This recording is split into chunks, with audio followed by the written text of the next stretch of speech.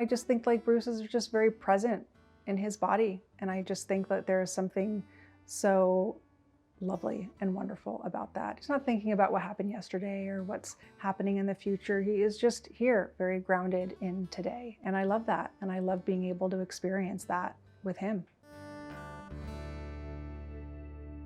My first impression of Bruce was just so charming, so funny, so down to earth, so handsome. You know, Bruce wasn't someone that was on my radar. I wasn't a big Bruce Willis fan per se, but during that time of getting to know him in Gunnar Peterson's gym and just, you know, just seeing what, again, just like what a down-to-earth person he was, I really took to him. He was very easy to talk to, very likable, always asking questions about me, and just always like inquisitive, just wanted to know, just very easy to be around. He asked me to go on this trip, and I wasn't really thinking that was what I wanted to do at that time. I was with a friend of mine, Ali, and we had plans to go elsewhere, and he was like, yeah, sure, go elsewhere, but then, you know, come out and, you know, I'll be there with, you know, my 3 daughters and my ex-wife and her husband, and we've got friends there, and just, you know, we have a villa for you, come, you know, come on. And I was like, whoa, it just seems like a lot. But it's just very Bruce of him. I had said to my friend Ali, I was like, I don't know, I think I'm gonna pick this up in the new year. And he was like, what are you doing? He's like, he's being a gentleman. He's, you know, his family's gonna be there. He's putting us in another villa, like his intentions are good. Why don't you go? Why don't we go?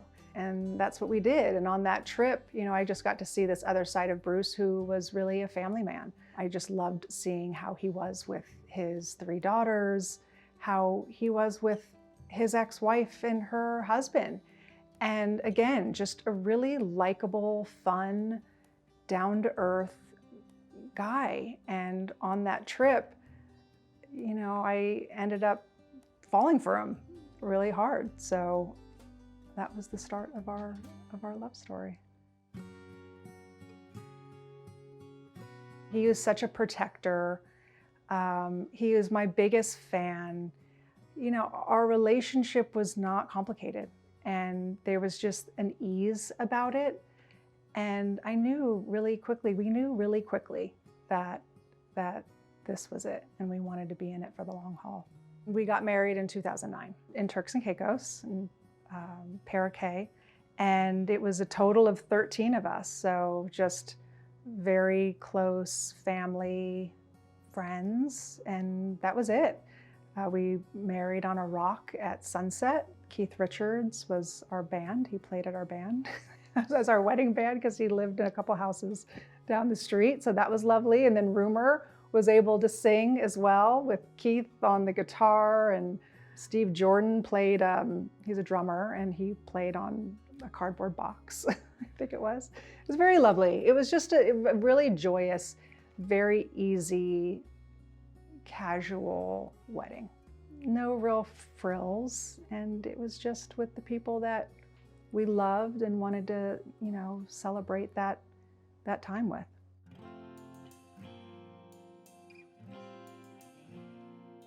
Being able to come into that family, I think there was so, you know, you wonder how does this work, but there was something about it. It was very easy. His 3 daughters are just lovely, warm human beings that I just love and admire. And for them, I think the most important thing from what I've heard from them is that they just always wanted to see their dad happy. That has always sort of been in the forefront of their minds. And I just feel really lucky and really blessed to have this blended extended family. It works really well. We're really lucky, and you know, we work at it. You know, we make sure that we communicate and we show up for each other. So we're lucky. Mabel was born 2012, and then Evelyn was born 2014. I think during those first couple of years, Bruce was working. You know, he was very busy. He was shooting Die Hard 4 at the time. We were in Budapest with Mabel when, I think we got on a plane 4 weeks after she was born, and we were in Budapest for like a good 6 to 8 months. From there, he went off to go shoot Red, and we were in London and Canada. So we spent a lot of time actually on the road in those earlier years. And then when we had Evelyn, we were, I think, trying to settle, like just kind of root a little bit more.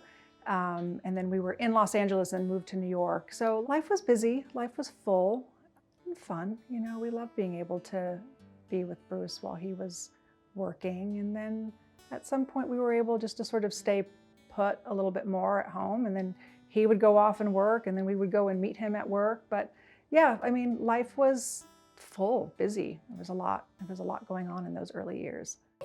Oh no. He's such a great dad. And I saw that with his 3 older girls. And with the younger ones, if they're swimming in the pool, like he would come home, dive in with his clothes on just to get a laugh. It was just like fun dad. Just a great girl dad, Like I couldn't even imagine him with a son. I don't even know how that would work for him. He's such a softie, loves his girls, loves being surrounded by all of them. He's like the iconic girl dad. FTD doesn't scream, it whispers. And, I didn't really know anything about young onset dementia prior to Bruce getting his diagnosis. It's very gray to know, like, where did Bruce stop and where did his disease kick in? It's hard to know, and I hear that from a lot of caregivers as well. It's just very hard to sort of pinpoint, and especially for the diagnosis that Bruce has, which is primary progressive aphasia, which is a subtype of FTD. FTD can affect people in different ways. There's 3 different subtypes. There's one that affects behavior, there's one that affects speech, and then there's another one that can affect movement. So for Bruce, it was speech. And what I started noticing was that his stutter started to come back. I would say that was kind of the start of that, and not really understanding why, and just kind of being like, okay, well, I guess that is what it is. Things that he was saying or the conversations that we were having that weren't really aligning anymore. And, things just got very cloudy in our relationship, which just so wasn't like our relationship. Things just started to shift gradually over time. And it was just hard for me to put my finger on what and why and what was happening. And I never in a million years thought that was a symptom of FTD or young onset dementia. I was happy to get any kind of diagnosis of anything. I didn't know what aphasia was prior to receiving that initial diagnosis, which was a symptom of a disease, not actually a diagnosis. But once we found that out, it sort of helped us to sort of wrap our head around what was happening. It wasn't until later that year when we got the official diagnosis of frontotemporal dementia. I'm sure the doctor was explaining what FTD is. I couldn't hear a single thing.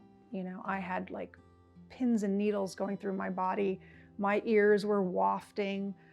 It was just a lot. And I'm sure he was feeding us information, but all I heard was that just, check back in, here's a pamphlet. The unfortunate thing about it is that there is no treatment and there is no cure for this disease.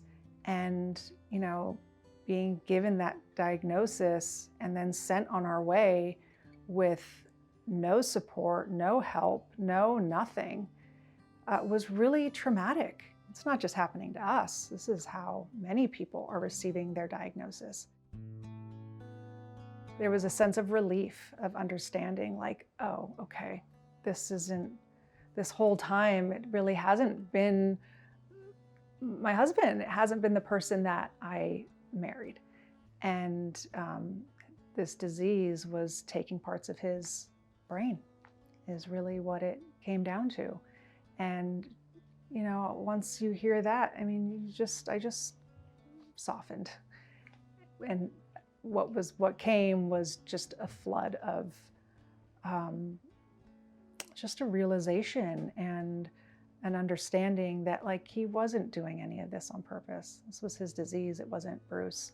I think the reason for wanting to share this part of a story is because I have heard so many other couples that have gone through this where they just can't figure it out. It's like you're banging your head against a brick wall and you're just like, where is the miscommunication coming? What is happening within our relationship? And you think it's a marital problem. And again, in fact, it's a symptom to a disease. What I realized was that that wasn't only happening to me, that other people were experiencing the same thing, where they were even contemplating divorce. And some had gotten divorced because they just didn't realize that this was FTD. You just don't think about that. FTD is the most common form of dementia for people under the age of 60. It strikes young, 20s, 30s, 40s, 50s, and you're not thinking about dementia. Doctors aren't thinking about dementia in those years. So it's very confusing. It is very confusing for people, including myself. It's just not on anyone's radar, which is why I think the awareness piece of being able to come out with Bruce's diagnosis and to be able to talk about it is so important, so that people can take less time getting to a diagnosis, so that the person who is diagnosed can be supported, and then this caregiver can be supported, because families fall apart prior to that. So early diagnosis is key for families. When Bruce was diagnosed, the girls were 8 and 10. What I have learned from experts and specialists that I have been able, so blessed to work with, to help me, because I didn't know. I mean, you want to shield and protect, but what I realized and what I had learned is that it's really important when they ask questions, you tell them the truth, you tell them the answers that's age appropriate. And I think that has given them a sense of safety to understand what is happening. I'm not trying to put smoke and mirrors around them with it. And I think being truthful and being honest with them, even though it's been incredibly hard, has been very beneficial for them in, learning how to support their dad through his disease.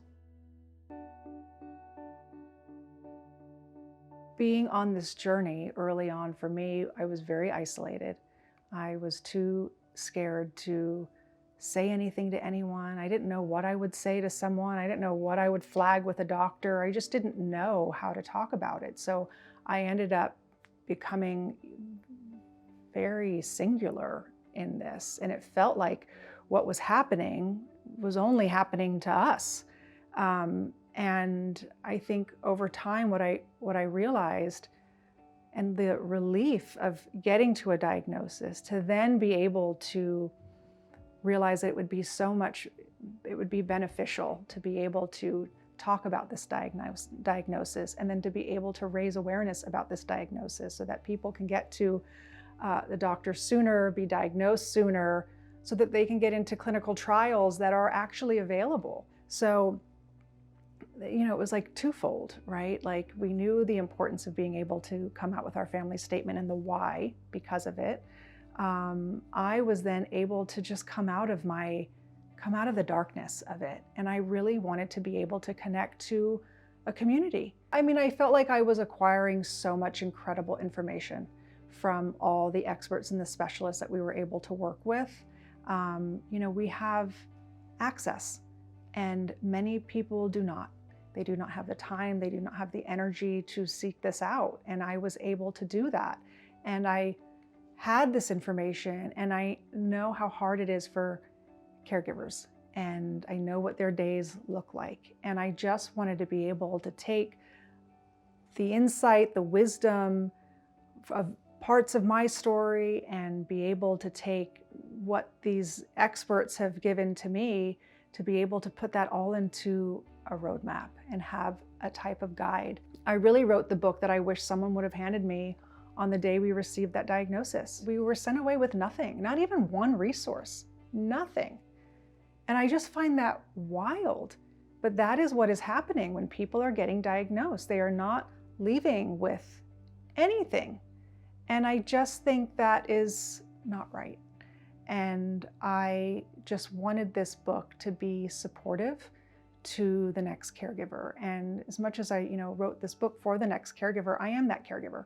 So I am using this book myself as my own sort of guide and reminders. I open this book and I read something and I think, oh yeah, like I needed to hear that. I mean, I think that's the beauty of this book. You don't have to read it from page 1 to the end. You can just open it up anywhere and gain some insight.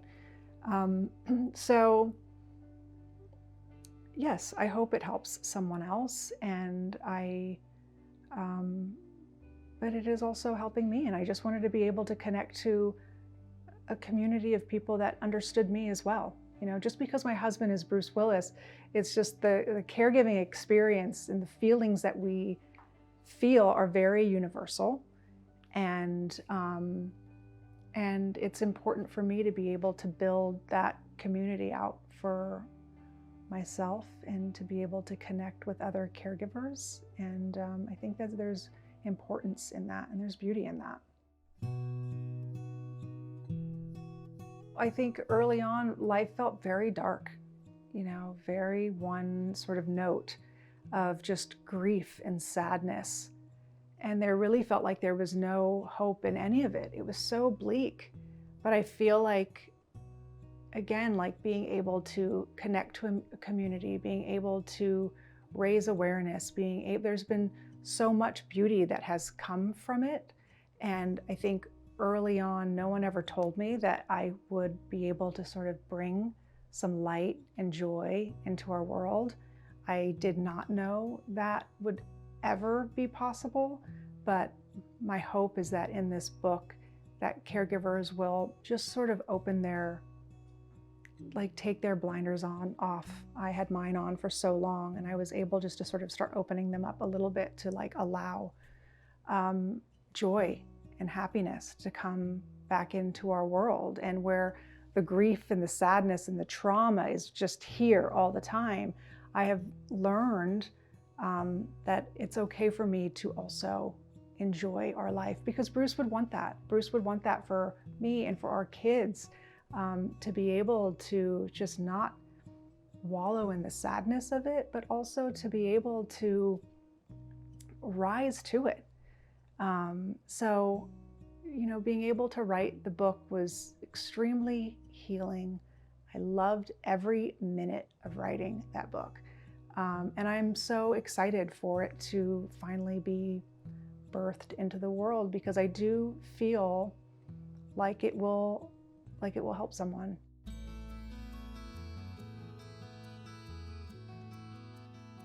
I feel like our love story has only grown and developed more.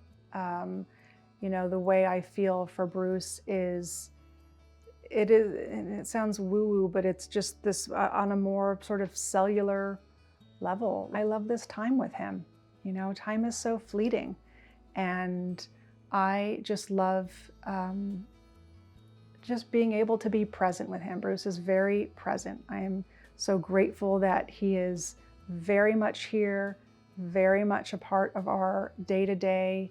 I think there has been so much beauty just to be able to meet him where he's at, to enjoy this time with him. I think that, Bruce has this variant called PPA, where you lose your language, and, but sometimes love does not need words. And I can just sit there with Bruce and look at him, and we look at each other and we laugh and smile, and that to me is more than anything.